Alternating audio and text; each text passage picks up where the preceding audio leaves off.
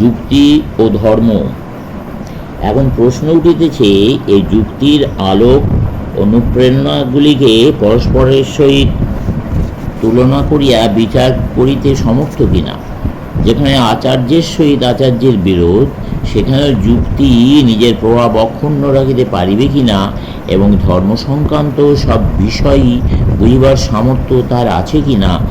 যদি না থাকে, তবে আচার্যে শাস্তে শাস্তে যে জঘন্য বিরোধ যুগ যুগ ধরিয়া চলিয়া আসিতেছে, কোনো কিছু দ্বারাই তার মীমাংসা হওয়া সম্ভব নয়। কারণ তার অর্থ এই দাঁড়ায় যে সব ধর্মই শুধু মিথ্যা ও অতিমাত্রায় পরস্পর বিরোধী এবং সেগুলির মধ্যে নীতির কোনো স্থায়ী মান নাই। ধর্মের প্রমাণ মানুষের প্রকৃতিগত সত্যের উপর নির্ভর করে, কোনো গ্রন্থের উপর নয়। গ্রন্থগুলি তো মানুষের প্রকৃতির বহিঃপ্রকাশ, তার পরিণাম।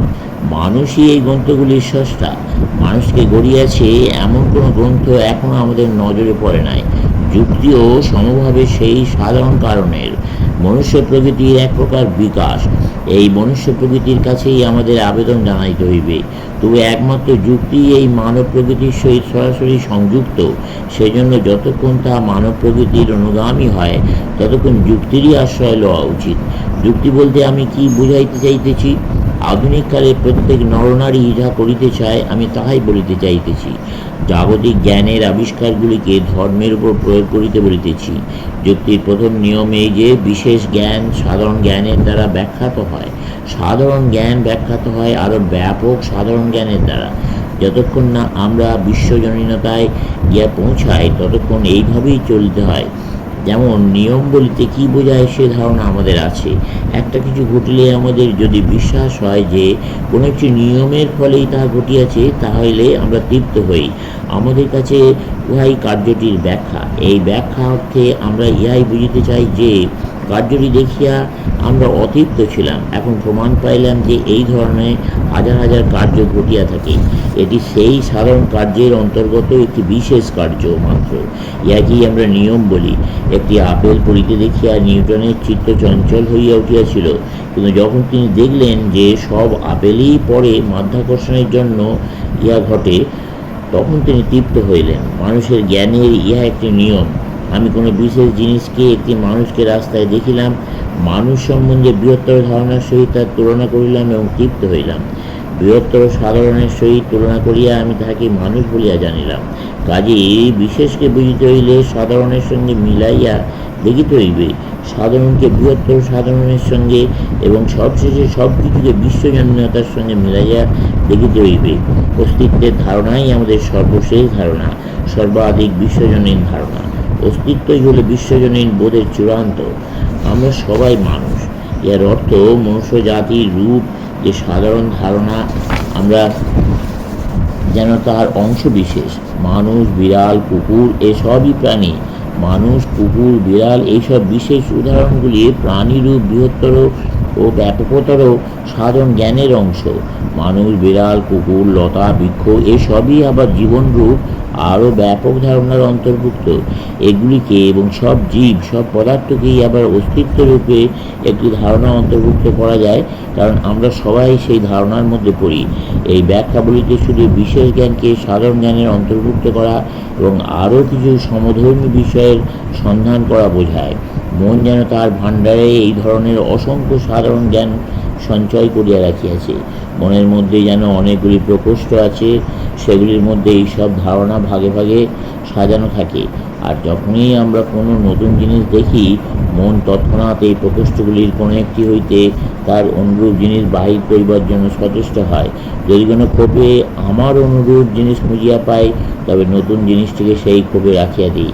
আমরা তখন তৃপ্ত হই ও ভাবি জিনিসটি সম্বন্ধে জ্ঞান লাভ করিলাম। জ্ঞান বলিতে ইহাই বোঝায়, ইহার বেশি কিছু নয়। মনের কোন ক্ষোভে অনুরূপ জিনিস দেখিতে না পাইলে আমরা অতৃপ্ত হই। ইহার জন্য মনের মধ্যে পূর্ব হইতে বর্তমান এমন একটি শ্রেণীবিভাগ খুঁজিয়া বাহির না করা পর্যন্ত আমাদের অপেক্ষা করিতে হয়। কাজেই জ্ঞান বলিতে শ্রেণীবিভাগ বোঝায়, এ কথা পূর্বেই বলিয়াছি। তাছাড়া আরও আছে। জ্ঞানের দ্বিতীয় ব্যাখ্যা এই যে, কোনো বস্তুর ব্যাখ্যা অবশ্যই উহার ভেতর হইতে আসা চায়, বাহির হইতে নয়। একখণ্ড পাথর উপরে ছুঁড়িয়া দিলে উহা আবার নিচে পড়িয়া যায় কেন?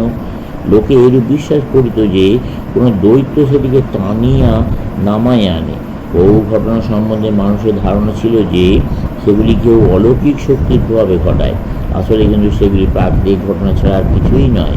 শূন্যে উৎক্ষিপ্ত পাথরকে একজন দৈত্য টানিয়া নামায়, এই ব্যাখ্যাটি পাথর বস্তুটির ভেতর হইতে আসিত না, আসিত বাহির হইতে।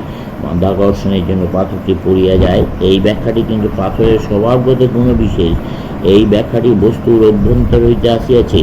দেখা যায় এভাবে ব্যাখ্যা করার ঝোঁক আধুনিক চিন্তার সর্বত্র পরিব্যাপ্ত।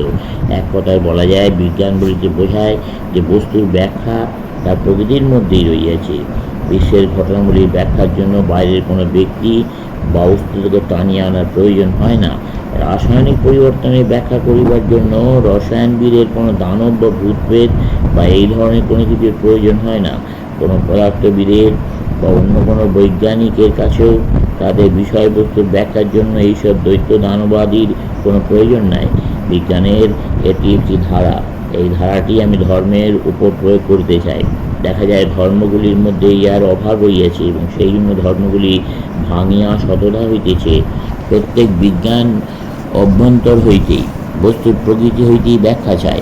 ধর্মগুলি কিন্তু তা দিতে পারিতেছে না। একটি মত আছে যে ঈশ্বর ব্যক্তিবিশেষ এবং তিনি বিশ্ব হইতে সম্পূর্ণ পৃথক এক সত্তা। এই ধারণা অতি প্রাচীনকাল হইতেই বিদ্যমান। ইহার সপক্ষে বারবার এই যুক্তি প্রযুক্ত হইয়াছে যে বিশ্ব হইতে সম্পূর্ণ পৃথক অতি প্রাকৃতিক একজন ঈশ্বরের প্রয়োজন রহিয়াছে।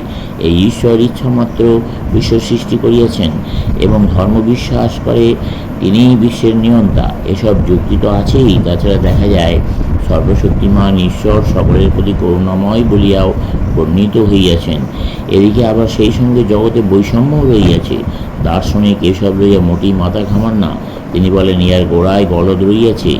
এই ব্যাখ্যা বাহির হইতে আসিতেছে, ভেতর হইতে নয়। বিশ্বের কারণ কি? বাইরের কোনো কিছু, কোনো ব্যক্তি এই বিশ্ব পরিচালনা করিতেছেন। শূন্যে উৎক্ষিপ্ত প্রস্তরখণ্ডের নিম্নে পতনরূপ ঘটনার ক্ষেত্রে যেমন এইরূপ ব্যাখ্যা পর্যাপ্ত বলিয়া বিবেচিত হয় নাই, ধর্মের ব্যাখ্যাতেও ঠিক তাই। ধর্মগুলি ভাঙিয়া খণ্ড খণ্ড হইয়া যাইতেছে, কারণ ইহা অপেক্ষা ভালো ব্যাখ্যা তারা দিতে পারে না। চলবে।